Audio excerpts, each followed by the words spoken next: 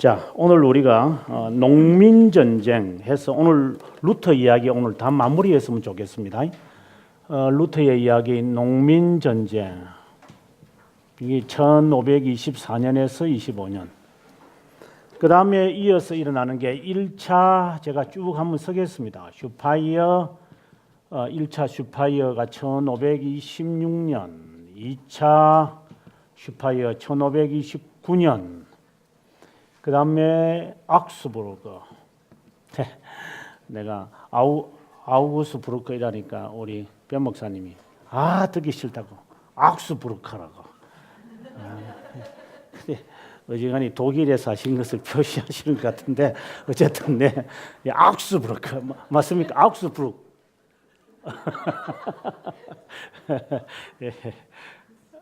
악스부르크. 저는 그 미국에 있을 때는 이렇게 안 했죠. 미국에서 이게 발음할 리가 없죠. 근데 이제 버거라고 부르니 하잖아요, 그죠?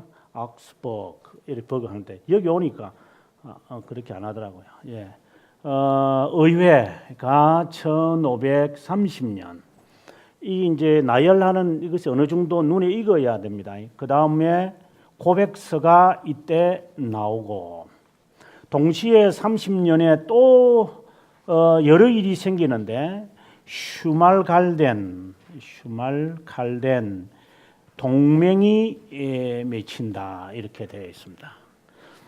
나중에 1546년에 이제 7년이죠. 7년에 전쟁이 일어납니다. 요거 하나 더. 그 다음에 이제 오늘 우리가 봐야 할 것이 여기에 좀 얘기하는 그냥 크게 중요한 것은 아니지만 여기 25년에 결혼합니다. 뭐 루터의 결혼이 그리 중요한지는 모르겠지만 아무튼 결혼하고 30년까지 이제 갑니다. 이후에 우리 책에 보시면 알지만 루터의 이야기는 그렇게 중요한 게 없습니다. 지난번에 말씀드렸다시피 30년을 전후로 해서 루터의 이야기는 이제 분기점을 형성한다 이렇게 보셔야 됩니다. 왜 30년 이후에는 그렇게 두드러진 것이 없느냐 하면 그 분기점이 되는 게 시작이 농민전쟁이거든요. 농민전쟁에서 결과로 이 슈파이어 종교회의 의회를 모여가지고 루터가 비로소 군주들의 지지를 받기 시작하는 거죠. 이게 제가 볼 때는 저는 참 안타깝다는 생각을 가져보죠. 제가 이번에 무슨 신문에 글을 쓰면서 오늘 또 이제 저희 학교의 사태를 해결하는 것이 저는 그렇게 좋다고 보지는 않거든요. 해결은 아니니까 좋지. 해결만을 갖고 좋아할 수는 없는데 왜 그런가 하면 외부의 압력에 의해서 결국은 우리나라 독립도 우리가 자주 독립을 한 게 아니라 그렇잖아요. 세계 정치에 의해서 우리가 독립하게 된 거잖아요. 그것이 지금까지 분단이 되는 결과를 맞이한 거 아니에요? 이 정말 해방 자체가 좋은 게 아니라 어떻게 해방을 맞이하게 하느냐가 더 중요한 거죠. 그건 역사가 주는 교훈이죠. 이렇게 분단될 거 봐야서 좀 더 연장해서라도 하나가 되는 것이 이 대가가 얼마나 지금 치루어지는 것인가. 그것처럼 해결하는 측면은 그렇게 중요한 거 아닌 것 같아요. 사람들은 해결하는 데만 관심이 있는데 어떻게 해결을 해서 이제 다른 결과를 예기치 못한 다른 결과를 낳지 않게 하느냐 하는 것인데 이 루터의 종교개혁을 보면서도 그 안타까움은 있는 거죠. 해결은 했어요. 군주들의 도움을 통해 가지고 했지만 그 결과는 아까 계속해서 나오겠습니다만은 그 결과 이후에는 슈말갈덴 동맹이라고 하는 이 그 루터파 군주들의 모임이 형성되는 거예요. 그 모임에 루터는 이제 고백서를 써줘요. 그렇다면 루터는 완전히 이제 군주 편에 붙어버린 거죠. 그러면 농민들이 물론 잘못했죠. 제가 볼 때는 폭력과 잔인함이 있는 건 인정해야 돼요. 맞아요. 그렇지만 군주들의 편에서 일방적으로 말하면 안 되죠.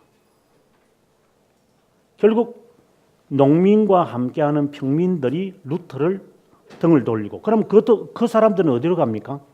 그래서 칼빈 쪽으로 이게 개혁주의로 기울어지는 거죠. 그래서 독일 내에 이제 개혁주의가 꼽히게 되어지게 되는 거죠. 왜?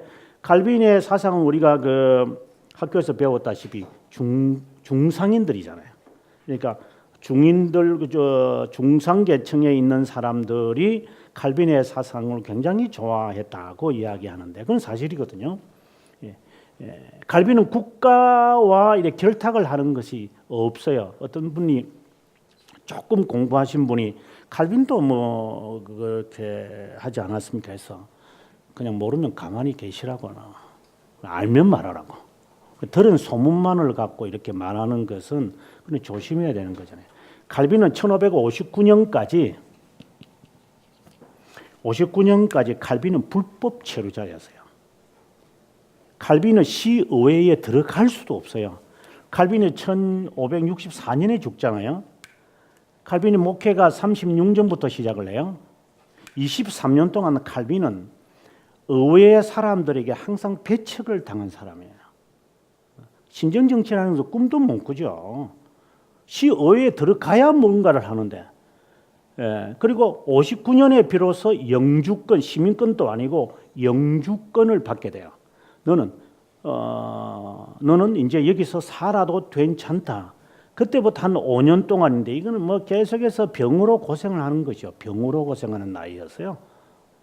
칼빈의 신정정치라는 말이 반대하는 사람들이 예를 들어서 그 볼색이라는 사람과 그다음에 그 세베르투스 제가 연구했던 세리베투스라는 사람이라든가 그리고 가스텔리옹이라고 하는 나중에 이게 다 나옵니다만은 그런 사람들이 칼빈에 대해서 앙심을 품고 이야기하는 것들이지 전혀 그런 이야기들은 아니에요. 그래서 우리가 칼빈하고는 완전히 대조적이죠. 그래서 많은 사람들이 여기서 따돌림을 당했을 때 이제 개혁 교회가 개혁 교회라보다 개혁파들을 여기 독일 내 사람들이 상당수가 어떻게 보면 한 반 가량이 이 개혁파 쪽으로 쫙 다 옮게 되어지는 거죠. 그 분기점이 지금 오늘 우리가 보는 이 분기점이에요. 그래서 제가 첫 서두에 말씀드린 대로 결과론적으로 해결했다는 것이 중요한 게 아니라 어떻게 이것을 마무리해 가느냐가 더 중요하다. 그래서 우리가 흔히 말하던 민주주의는 과정이잖아요. 결과가 중요한 게 아니잖아요. 뭐 국회들이 서로 모여가지고 국회의원들이 의논하고 결론이 어떻게 이상하게 나더라도 어쨌든 의논하고 상의하고 모이고 이것이 중요한 거지. 그 나중에 결론은 결국은 이제 우리가 어떻게 결론을 내리더라도 그건 책임 우리가 다 담당해야 되니까 논의했기 때문에 책임을 다 담당하는 거지만 논의하지 않고 일방적으로 위에서 딱 해라 이렇게 해버리면 해결은 간단하죠. 오다가 딱 내려주는 거 사장에 당기더라. 그러나 문제는 수동적이잖아요. 그렇잖아요. 우리가 모든 걸 있잖아요. 교회도 마찬가지고 목사님이 그냥 딱 하라면은 간단하죠. 아 그래. 그러나 이게 못 따라가잖아요, 내가. 그것과 똑같은 원리가 여러 곳에서 적용이 되는데 아마 이것도 그 가운데 하나다 이렇게 보시면 좋겠습니다. 자, 그럼 책을 통해서 한번 보도록 하겠습니다. 204페이지 농민전쟁이라는 게 뭐냐 하면 오른쪽 페이지를 보시면 205페이지에 숲이 있습니다. 독일에 있는 이 숲이 있는데 프랑스에는 이 숲이 없어요. 독일에 좀 이런 숲이 있더라고요. 프랑스에는 이런 숲이라는 게 거의 없습니다. 여러분 가보시면 알지만 프랑스는 그렇게 숲이 그렇게 많지 않습니다. 이렇게 짙지도 않고 왜 그런가 하면 그 과거에 그 율리우스 카이사르가 이 게르만족과 전쟁을 이제 하게 되어질 때 이제 기원전 50년경입니다만은 그 전쟁을 하게 될 때에 프랑스 갈리아는 쉽게 다 잡았어요. 그래가지고 이제 여기서 이제 라인강을 이제 넘어가지고 다뉴브 북쪽에 있는 또 다른 게르만족을 점령을 하러 갈 때는 숲속으로 들어가는 거예요. 숲속으로 들어가면 뭐 그때 기록에 의하면 숲속으로 길을 섰는데 12km다 이렇게 하는 거예요. 쫙 12km. 근데 원래 알다시피 로마 사람들은 평지에 딱 주둔해 가지고 전진하고 후퇴하고 호각 쫙 불면 앞에 있는 애가 뒤로 가고 뒤에 있는 애가 앞으로 가고 또 전투하다가 지칠 것 같으면 뒤에 있는 백부장이 호각을 쫙 불면 이게 그 로마인들의 전투 방법이 정말 과학적이거든요. 이게 뒤로 가고 앞으로 가고 뒤로 가고 앞으로 가고 이렇게. 근데 숲속에 들어가면 그렇게 할 수 있나요? 그러니까 쫙 한 줄로 가는데 그게 12km였다. 그때 들어갔던 수가 한 5만 명인가 6만 명이었는데 다 죽어버렸죠. 이 숲에 들어가가지고. 그래서 율리우스가 하는 말이 절대로 이 라인강 넘어 다뉴브 북쪽은 우리가 가지 말아야 한다. 그래서 그때부터 100년 동안은 130년 동안은 이 독일 지금의 독일 지역 게르마니아를 절대로 침범하지 않죠. 근데 그걸 생각하면 이 숲이 굉장히 우거지다. 이렇게 생각을 하셔야 돼요. 그런 숲을 우거진 여기에 사실상 이들이 이제 농민들이 이제 은신처로 삼았다 이렇게 보시면 되겠습니다. 여기 보면 204페이지 나무만 빽빽하게 들어서 있는 장소였다. 북부 독일로 퍼져 나갔다. 그러니까 이 제게 볼 때 남쪽보다는 북쪽인 것 같아요. 제가 봐도 가보니 그렇더라고요. 그러다가 25년 봄에 이르러 독일 전역에 농민들이 일어나 귀족들과 전쟁을 하게 된다. 1894년에 있었던 동학혁명과 유사하다. 뭐 그들이 주장했던 12항목 이것은 이제 루터의 기독교인의 자유라고 하는 책에서 다 갖고 와서 자기들이 이제 한 겁니다. 가장 그 문제가 되었던 게 11항이었습니다. 뭐 다른 것은 쭉 그냥 훑어가면 되는데 이들이 그 상속세라고 하는 것이 있습니다. 여기 보시면 11항 우리는 그것에서 고통을 당하지 말아야 하고 과부들과 고아들이 하나님의 영예에 반대하여 부끄럽게 강도질을 당하지 말아야 한다. 수많은 형태로 여러 지역에서 일어난 것이다. 그것들을 소유하고 보호하는 자들은 우리를 강탈하고 공경에 빠뜨린다. 아무런 권리가 없음에도 불구하고 그들은 하나님의 뜻과는 반대로 행한다. 전적으로 폐지되어야 한다. 여기서 말하는 상속세라고 하는 것이 사람이 죽으면 세금을 내야 돼요. 우리가 아다시피 여러분 우리나라도 그렇잖아요. 동학혁명이 일어난 이유는 지주들은 세금을 안 내서요. 그리고 지주들은 군 복무도 안 했어요. 양반들은 군에 가고 세금 내는 사람들은 우리나라의 역사에 보면 전부 평민들이었어요. 그러니 이게 울분이 찰 수밖에요. 양반들은 앉아가지고 아무것도 안 해요. 얘들은. 지금 같은 생각을 해보면 그냥 갑질하는 놈들 지금 갑질 때문에 또 나왔지만 이 갑질하는 이 근성이 과거에 그냥 쫙 깔렸다고 생각을 해야 되죠. 그랬을 때 이 사람들이 어떤 마음이 들겠어요? 우리는 뼈 빠지게 해 살았는데 죽고 난 다음에도 세금을 내어야 자기 땅에 묻을 수 있다. 이게 근데 그것도 이게 묻으려면은 이제 감독한테 이제 허락을 받아야 돼요. 그 지역에 있는 우리가 같은 목사겠죠. 그러면은 목사는 돈을 요구하죠, 당연히. 그럼 돈을 줘야 돼요. 돈을 적게 주면은 대답도 안 해. 우리가 마치 이제 영교회에서 목사님들에게 한번 전화하려고 성도가 전화하면은 기다려 보세요 하고 이게 비서가 그냥 얼마나 비서가 긴지 어느 면 그건 목사 하나 만나는 것도 그리 힘든가. 저것들이 왕이나 되나 이것들이. 어느 놈이 비서들이 그리 많은지 모르겠어요 이것들이. 그냥 무슨 이 갑질들을 보통 하는 게 아니잖아요. 그거가 똑같은 거죠. 지금 저는 한국 교회 이런 것은 저는 이거는 지금 이번에 무슨 발표 나가지고 목사 아니다 이렇게 이야기됐습니다만은 저는 목사 아닌 것에 대해서는 저는 본래 그는 이미 저는 인정 15년 전에 이미 저는 알고 있었던 거고 국가가 목사가 된다 안 된다를 결정하는 게 막 화가 나는 거예요. 이제. 국가가 네가 뭔데 너희들이 또 그걸 또 이렇게 신청해요 또. 꼴값들을 어지간히 뜨는 것 같아. 그 교회가 창피스러워가지고. 어떤 사람들은 시물이 일어난 것 같아. 우리 교단에서 나가면 어쩌나. 나가야지 그러면. 이걸 걱정해요 이것들이. 아주 머리들이 썩은 것 같아 이게 전부 다. 정말 하나님의 교회가 어떻게 된다는 건 전혀 관심이 없고 그냥. 그래서 성도들이 사람이 죽었으니까 목사님 모셔서 종부세사 해주세요. 그러면 안 가는 게 돈을 줘야 가는 거예요 이게 이때 당시에. 그러니까 이 농민들이 막 화가 너무 나. 그래 이제 나중에 알고 보면은 귀족들하고 앉아가지고 술 마시고 당구 치고 골프 치고 있고 앉아가지고 이게 그러면서도 안 오고. 이제 그런 울분들이 이 사람들이 수백 년을 걸쳐서 계속해서 이런 게 있는 거잖아요. 이제 그러다가 루터가 딱 이 말을 하니까 막 어우 잘됐다 하고 이 사람들이 이 전역에 다 일어나서 이제 귀족들과 그리고 로만 카톨릭의 신부들을 막 그냥 죽창으로 찔러 죽이고 이런 울분이 막 터져버리면 이제 그렇게 돼버린 것이죠. 그래서 이 당시에 이 농민 전쟁 자체는 제가 인정하지는 않지만 그들의 마음은 충분히 읽을 것 같아요. 너무너무 마음이 안타깝다는 생각을 가져봅니다.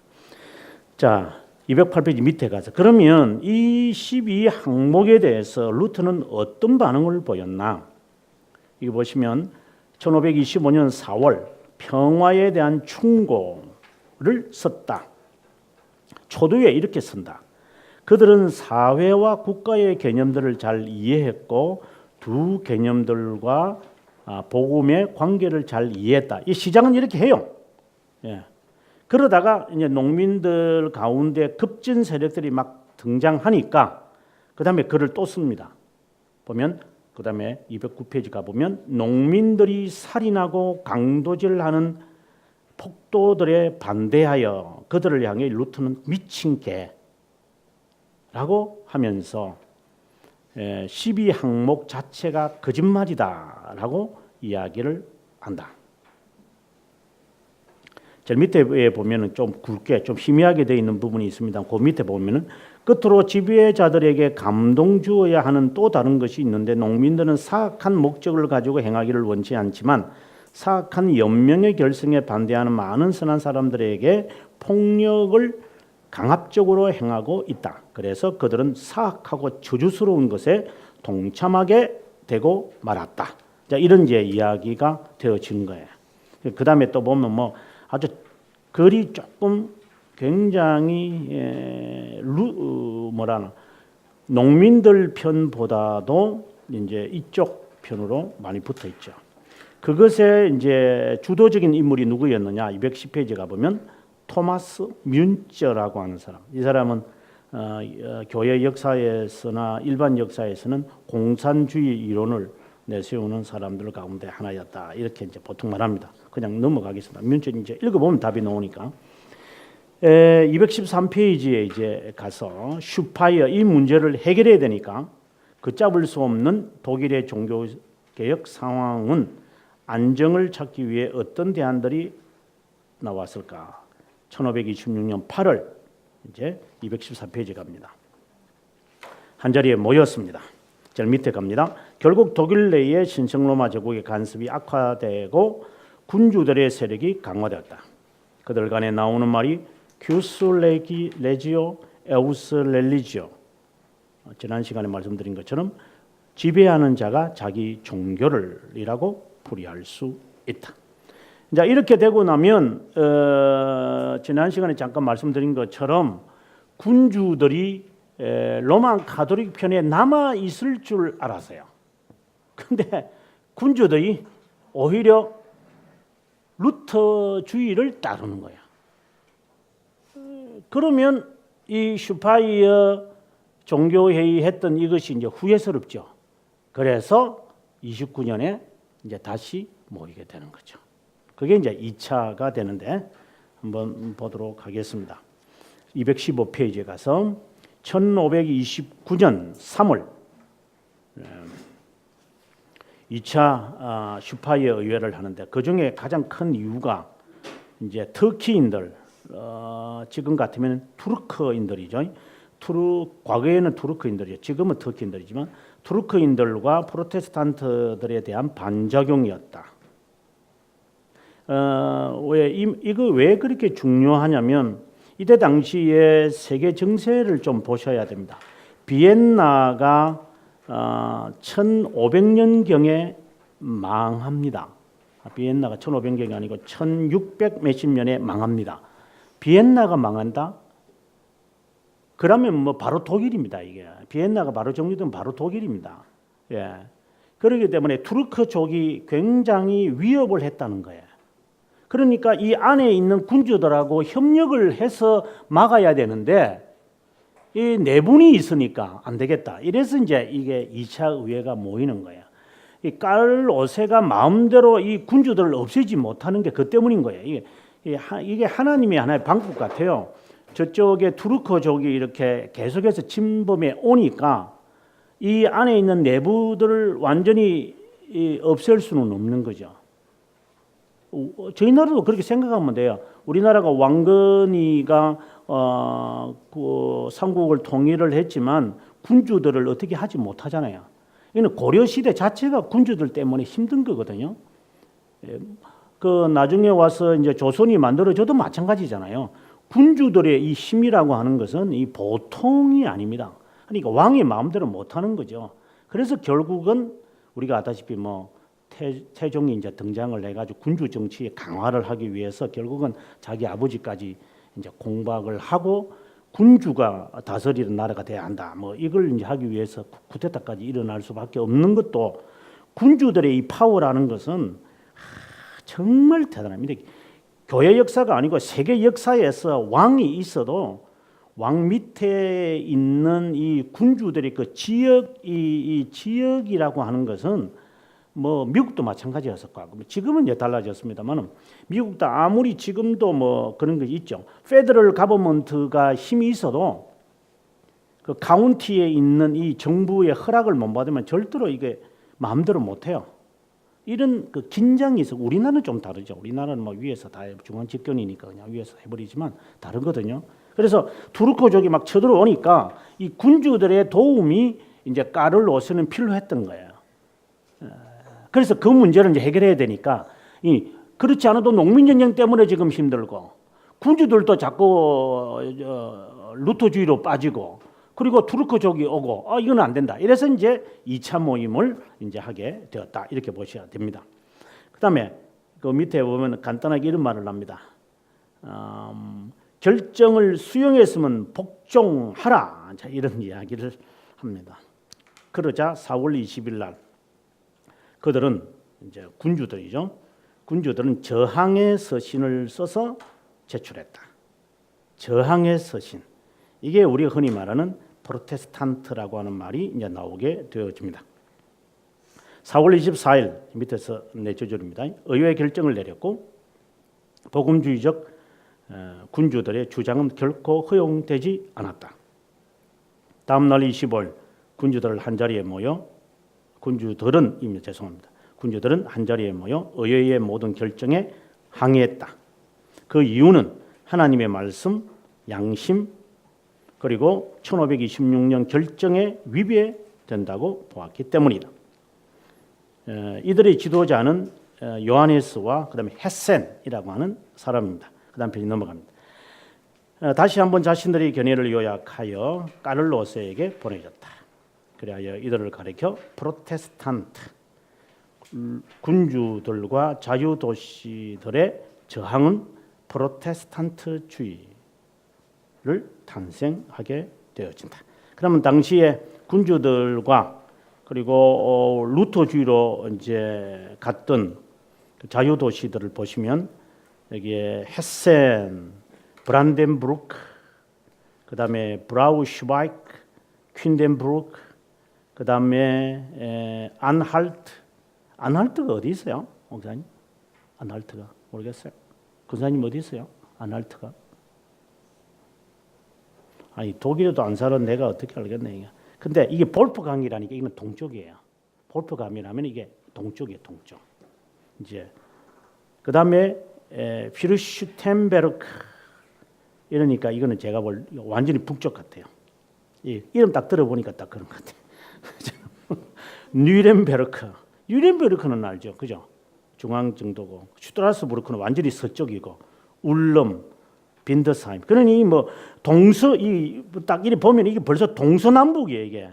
헤세는 이제 거의 이제 뭐 지금의 베를린 바로 그 밑에 그쪽이니까 이 전역이 어떻게 본다면은 루터 주의를 다 따른다고 보셔야 돼요. 그러니까 이 사람이 까를로스가 당황할 수밖에 없는 거죠.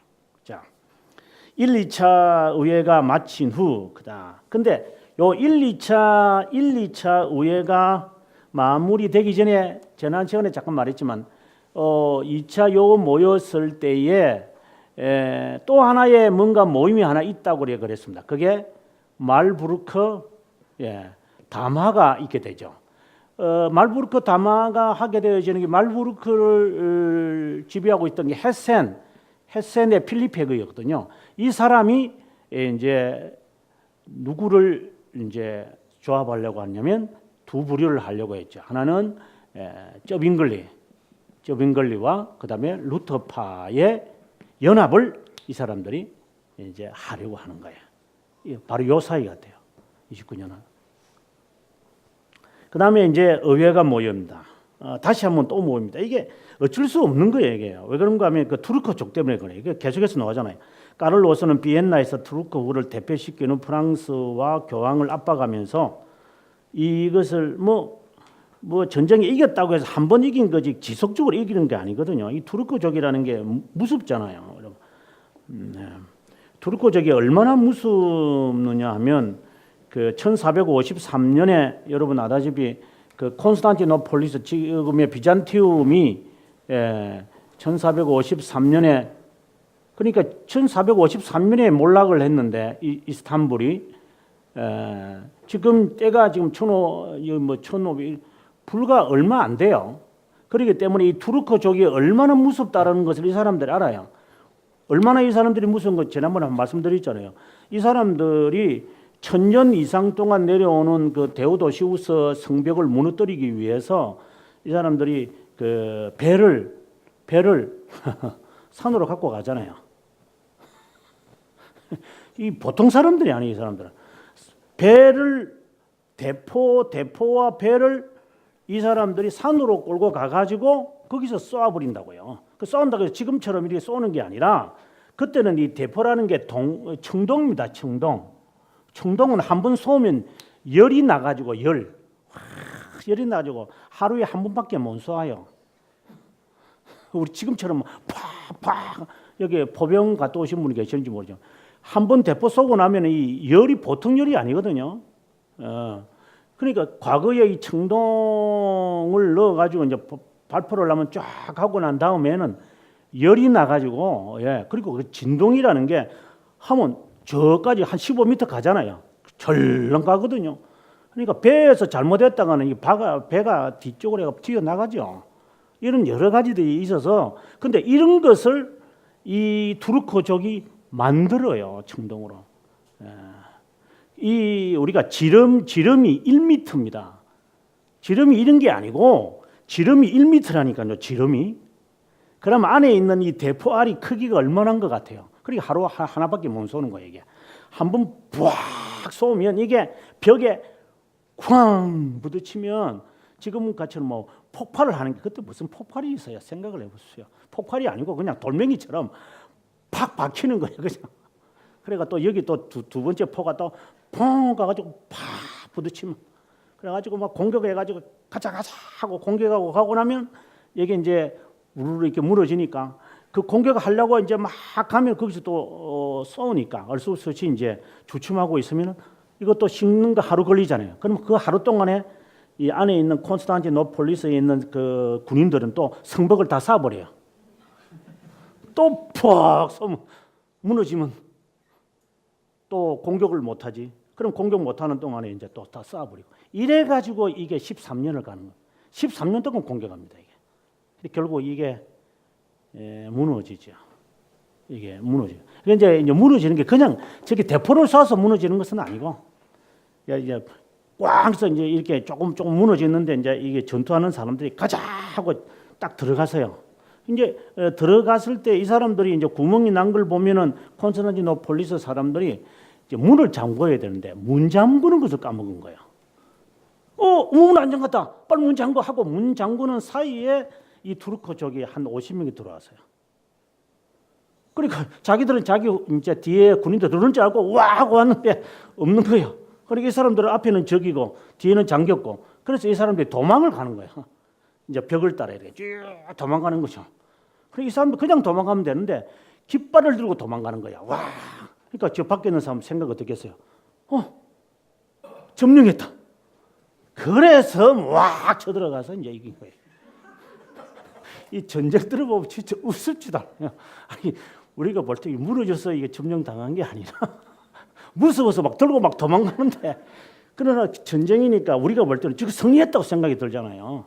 그래서 이제 와 해가지고 막 나가서 결국은 이제 1450년. 그러니까 이 투르크족이 그만큼 무서운 세력입니다. 그걸 알고 있거든요, 이 사람들은요. 비잔틴 제국을 무너뜨린 사람이다. 그러니까 늘 초긴장이 있는 거예요. 독일은. 비엔나가 막 무너질 정도고, 앞서 말씀드린 대로 1600년 되면 비엔나가 완전히 무너져 버리죠. 이런 그 무서움이 있기 때문에 마음대로 루터파 이 군주들을 싹쓸이를 못한다, 이렇게 보시면 아마 이해될는지 모르겠습니다. 계속해서 216페이지. 까를 5세는 비엔나에서 터키인들을 대피시키는 프랑스와 교황을 압박하면서 1530년에 비로소 황제관을 받게 된다. 참 시간이 오래 걸린 것 같아요.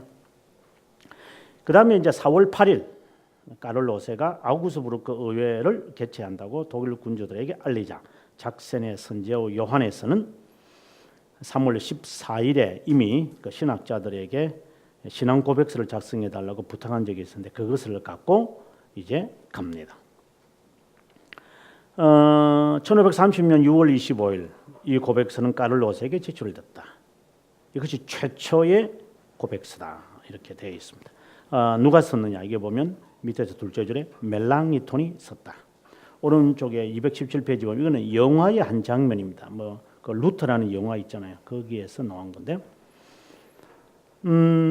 이 고백서의 내용은 크게 둘로 나누어진다. 1항에서 21항은 기본 교리, 그리고 22항에서 마지막 28항은 성찬식에 관한 이야기, 성례에 관한 이야기다.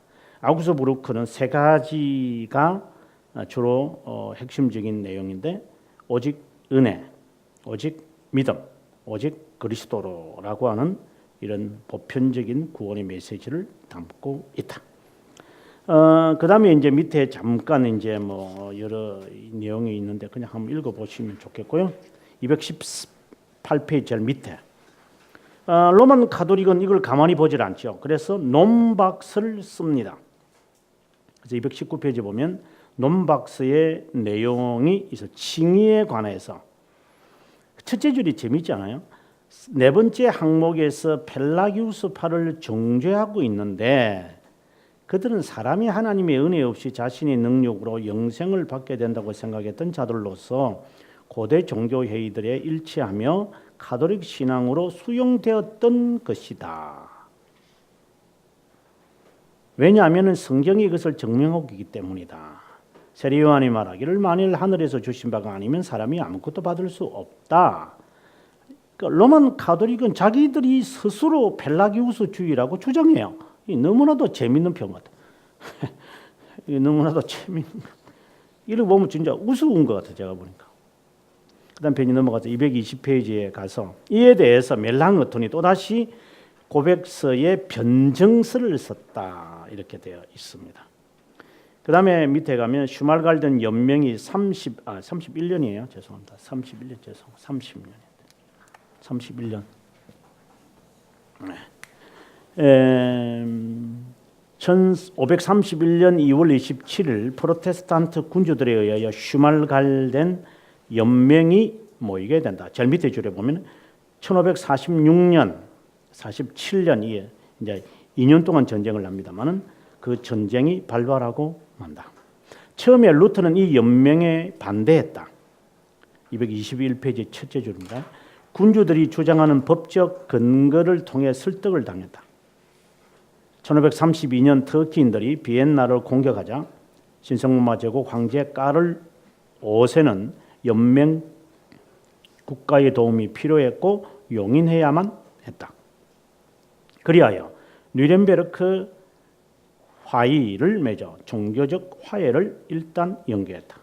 게다가 황제 까를 5세는 1533년 교황과 프랑스 연맹으로부터 위협을 받았다. 이렇게 계속되는 정치적 문제로 인해 독일 종교개혁은 순탄하게 나아갔고 슈말칼덴 연맹은 점점 확산되고 강화되어 갔다.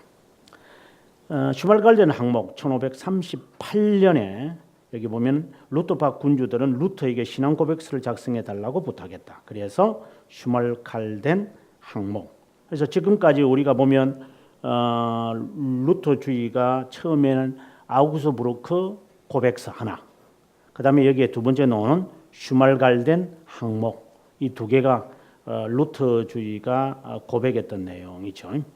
이제 나중에 1570년, 애가 80년까지 이제 갑니다만은 1580년에 결국은 협화 신조를 이 사람들이 만들어냅니다.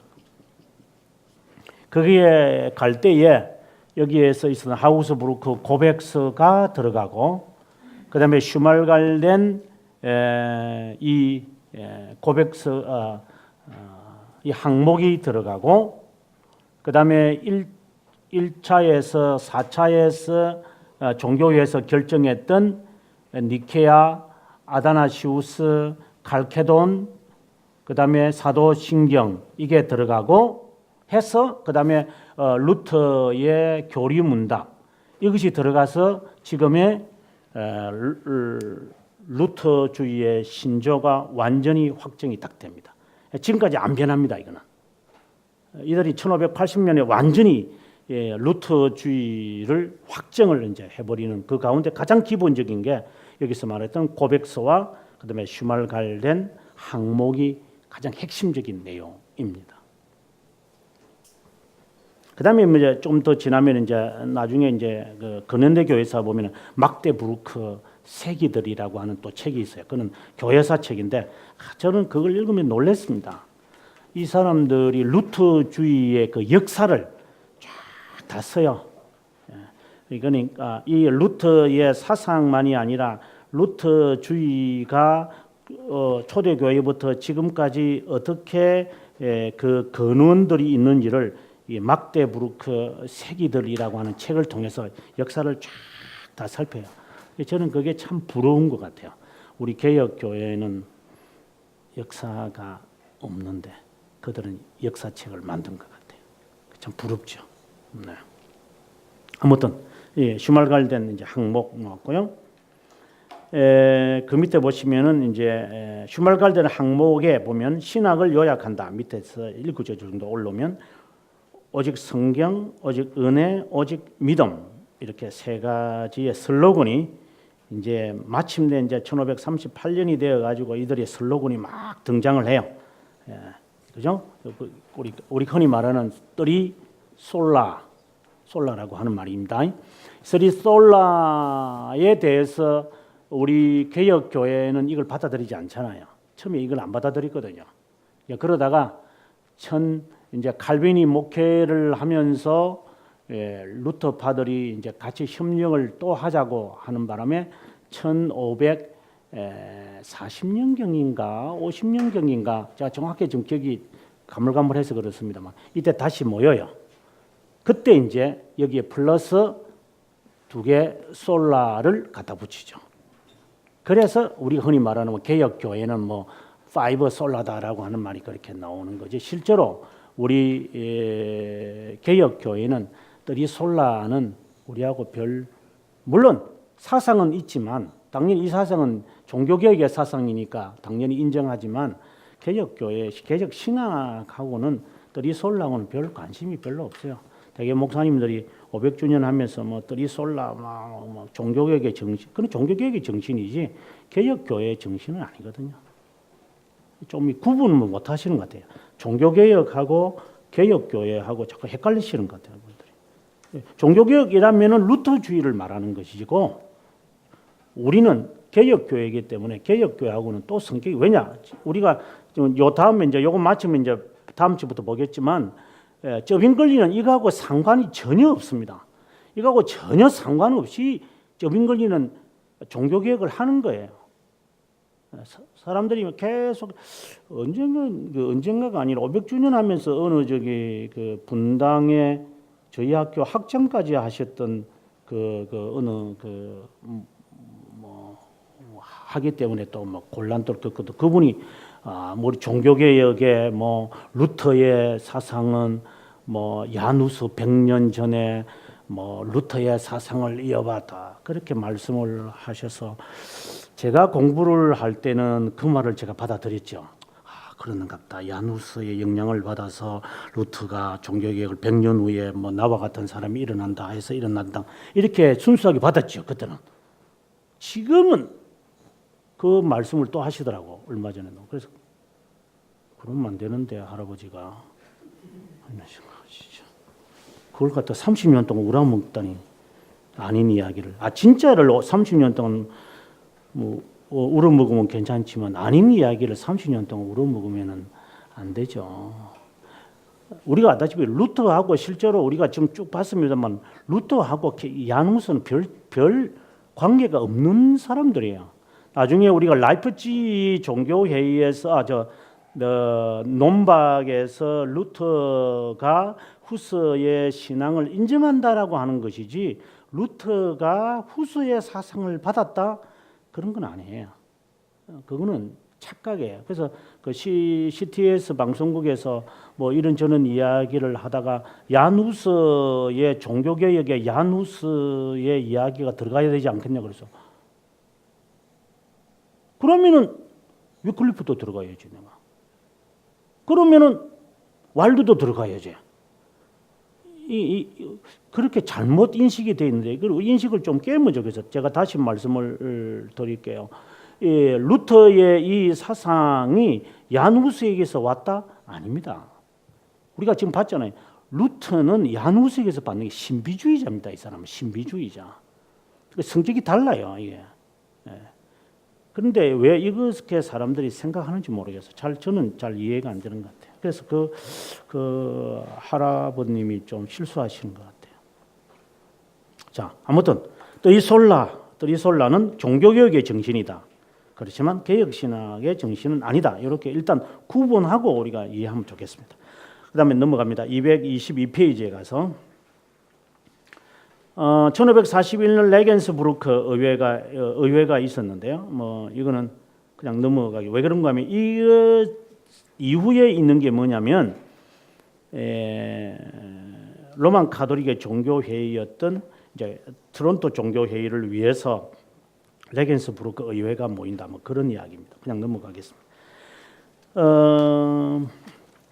쭉 넘어갔다가 225페이지에 보면 이제 슈말갈덴 전쟁이 있다 이런 이야기를 했습니다.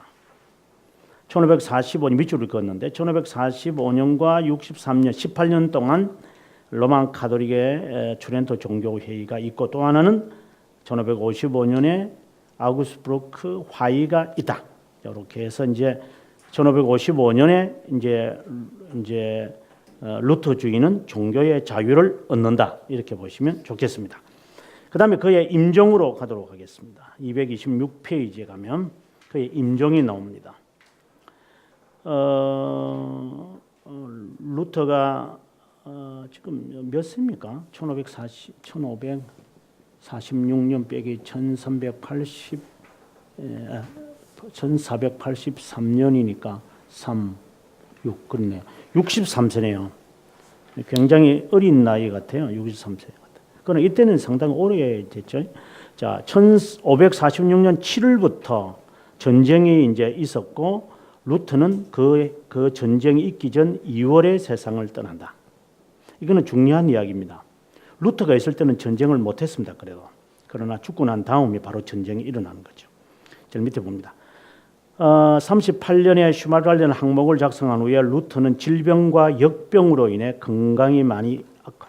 제가 볼 때는 운동을 많이 안 한 것 같아요. 루터가 배가 많이 났거든요. 가족과 함께 지내는 시간이 많아졌다. 언급했듯이 슈말갈덴 전쟁이 진행되는 가운데 루터는 그의 마지막을 이제 맞이하게 된다. 여기 사진이 있습니다만은 이게 조금 오르막길입니다. 제가 사진을 잘못 찍은 게 아니고 길이 조금 오르막길이잖아요, 그죠? 오르막길입니다.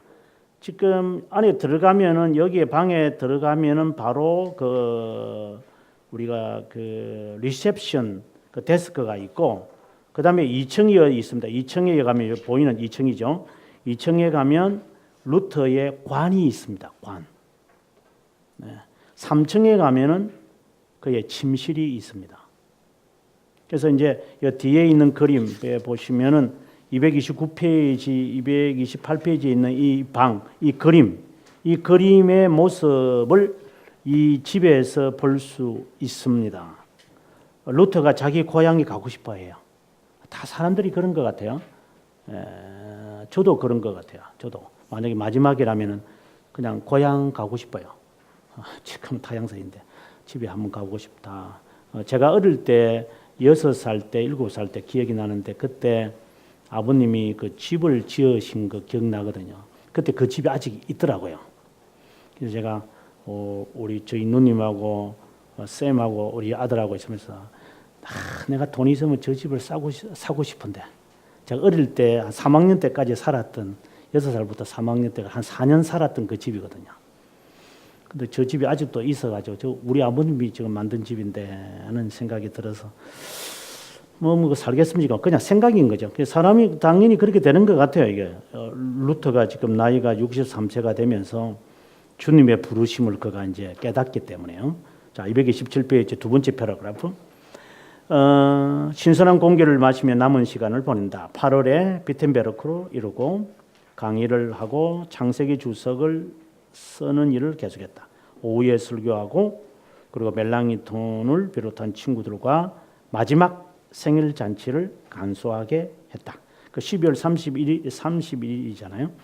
11월 17일 날 비텐베르크에서 마지막 창세기 강의를 마치고 자신이 약하기 때문에 행복한 마지막을 가지게 해달라고 기도를 하면서 강의를 하지 못했다. 1545년 성탄절 추운 날씨지만 루터는 멜랑이톤과 함께 고향 만스펠드, 고향은 아니죠. 이제 어릴 때 6개월 지나서 만스펠드로 이사를 가잖아요. 그 만스펠드를 방문했고 혹한 날씨로 인해 더 이상 머물지 못하고 멜랑이톤과 비텐베르크로 돌아오던 중 할레에서 설교를 했다. 매우 춥기 때문에 여기서 저의 설교를 끝내야겠습니다. 여러분, 훌륭하고 신실한 다른 설교자들을 맞이하시게 될 거다. 계속 춥다는 이야기가 나와요. 왜냐하면 겨울이니까. 그 다음에 그는 자신이 태어났고 세례를 받은 아이슬레벤에서 마지막 시간을 보냈다. 2월 14일 사랑하는 멜랑이톤과 아내에게 서신을 보낸다. 이것이 그의 마지막이다. 2월 17일 저녁을 먹으면서 혼자 먹는 것이 좋지 않다고 하면서 여러 사람들과 함께 식사하며 가벼운 담소를 나눴다. 식사 후에 방으로 돌아가서 저녁 기도를 하고 따뜻한 천으로 몸을 문지르고 약을 취했다. 저녁 9시가량 다시 일어나 소파에서 1시간 반가량 잠을 자다가 갑자기 일어난 후 라틴어로 나의 영혼을 아버지의 손에 부탁합니다. 진리의 하나님, 당신께서 저를 구원하셨습니다. 그리고 다시 방으로 이제 2층으로 올라갔겠죠.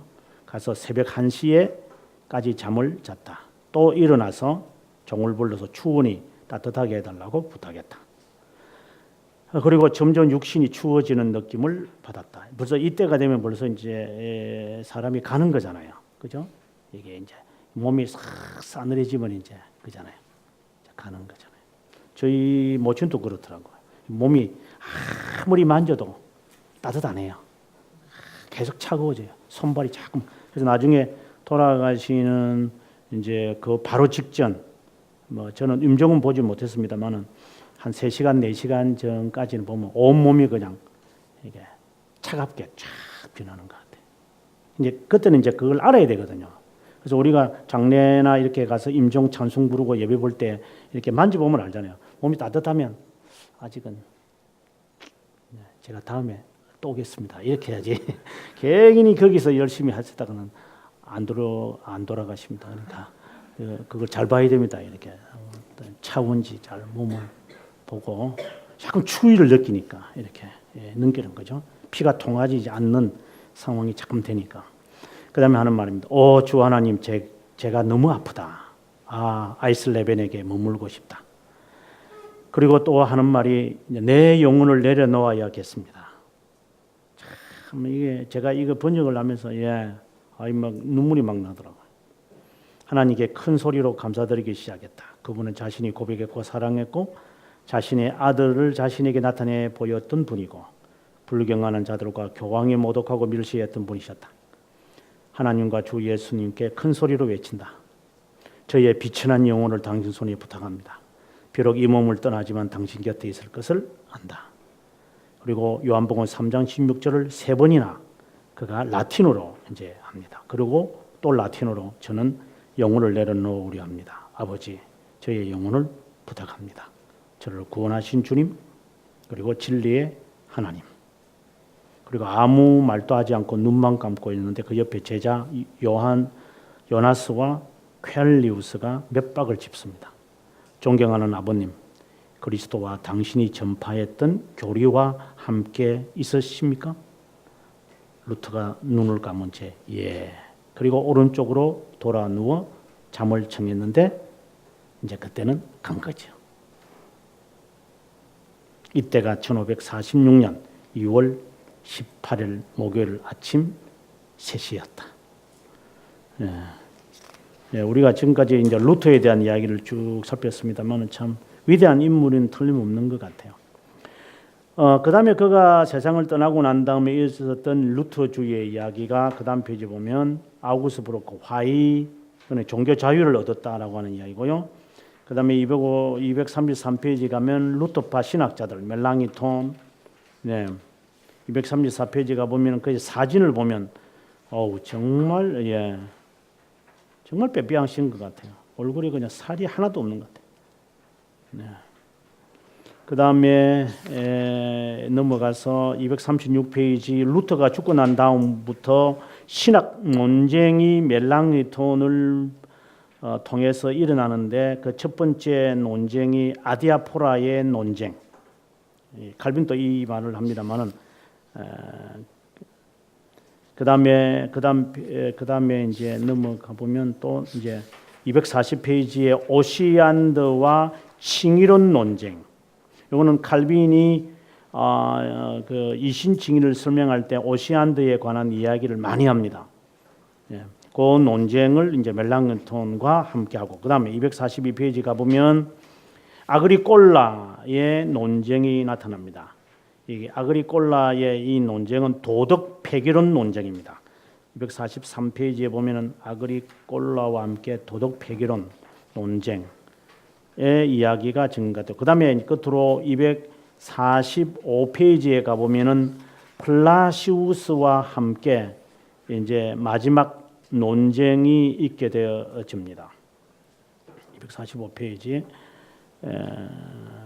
그 다음에 넘어가서 247페이지에 가서 앞서 말씀드렸던 막데부르크 세기들이라고 해서 교회 역사를 이제 쓰게 되어집니다.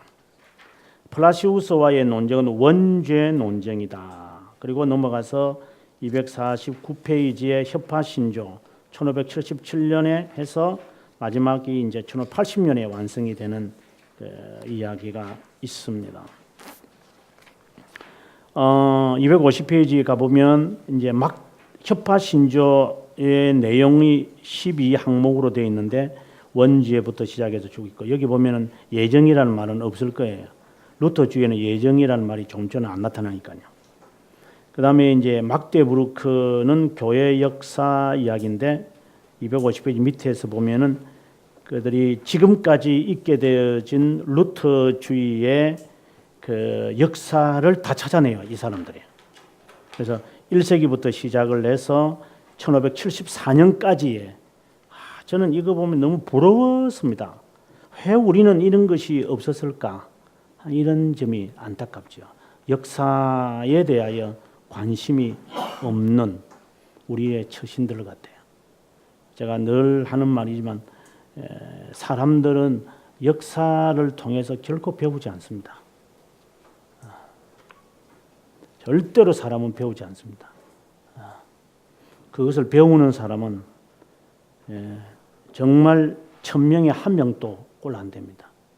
그렇기 때문에 저는 기독교인들도 기독교가 결국은 역사적 종교인데 역사에 대해서 그렇게 관심이 없습니다. 우리의 뿌리에 대해서. 그냥 내가 좋으면 그냥 하고 내가 안 좋으니까 안 하고 이런 그래서 지금처럼 일어나는 저런 그 땅콩 사건이나 이런 지금 오늘 일어나는 그런 그 물 던지는 자기 언니가 얼마나 고통을 당한가 생각도 안 하고 하는 이런 애들이 나오는 것도 역사 의식이라는 것은 없는 거죠. 저는 뭐 일반인들은 어쩔 수 없으나 기독교인들 특별히 우리 개혁 신학을 하는 이런 개혁 신학이라고 부르짖는 그런 작자들, 뭐 저도 그 가운데 하나지만 교회 역사에 대해서 전혀 무관하고 지가 아는 것에만 다 초점이 맞춰 있는 이런 옹고집, 이런 이런 이데올로기적으로만 이 개혁 신앙을 갖고 있는 자들. 제가 뭐 한국에 많은 사람들이 개혁 신앙을 한다고 깔쭉깔쭉거리고 있는데 보면 도대체 개혁 신앙이라는 게 뭐지나 개념도 잘 안 잡혀 있고, 지가 그냥 만든 게 개혁 신앙 같아요. 좀 현실이 싫으니까 개혁한다. 이 관심이 마치 진보가 개혁이라는 건데 역사가 어떻게 흘러와서 개혁신학이 이후에 어떻게 변질되어지고 어떻게 발전되어져 가지고 오늘처럼 이러느냐를 분명히 봐야 되거든요. 그걸 봐야지 개혁신학을 추구하다가 자칫 잘못하는 나타나는 현상을 봐야 되는데 이거는 안 보잖아요. 그러니까 똑같은 일을 또 반복하잖아요. 이게 역사를 모르니까 이게. 저는 그게 안타까운 거죠. 개혁신학을 하는 사람들이 성경신학도 관심이 별로 없어요. 개혁신학을 하는 사람들, 예를 들어서 칼빈 신학교, 우리 그랜드 레피드에 가보면 칼빈 신학교에 있는 그 과가 딱 2개가 있어요. 하나는 역사, 그러니까 교회사죠. 그다음에 하나는 조직신학, 성경신학 없어요. 개혁신학을 하는 학교들이 이제 뭐 세계에 많지만 성경신학을 정말 개혁신학적으로 풀어가는 학교가 정말 드물어요. 정말 드물어요. 그냥 막 찾기가 어려울 정도로. 그러니까 성경신학이 개혁신학에 바탕된 것도 아니고 조직신학만 계속 머리만 이렇게 크게 만들어놔니까 사람들이 또 실수하겠다 했지 않을까 하는 그런 염려가 이게 지금 막대부르크 역사를 보면서 제가 마음에 너무 안타까워서 그런 말입니다. 정말 이들은 그래도 우리보다는 낫다. 역사를 만드는구나. 이들이 역사를 만들어서 보존을 하는구나. 그리고 후배들에게 이걸 가르치는구나. 우리는 아니구나. 이런 이제 안타까움이 너무 있어서 그 말을 한 거고요. 그 다음에 이제 루터주의의 변화인데 가장 핵심적인 인물 헤센, 앞서 여기 헤세, 아까 여기에 헤센의 필립이라고 했는데 그 사람, 그 다음에 모리츠라고 하는 사람, 두 사람이 유명한데 그 이야기고요. 이 문제를 푸셔야 됩니다. 이 문제 33문제밖에 안 되는데 제가 다음 주일 날 와가지고 제가 질문을 해보도록 하겠습니다. 그래서 다음 주일은 우리가 스위스, 이제 우리의 뿌리, 개혁 교회의 뿌리인 스위스 종교개혁으로 가도록 하겠습니다.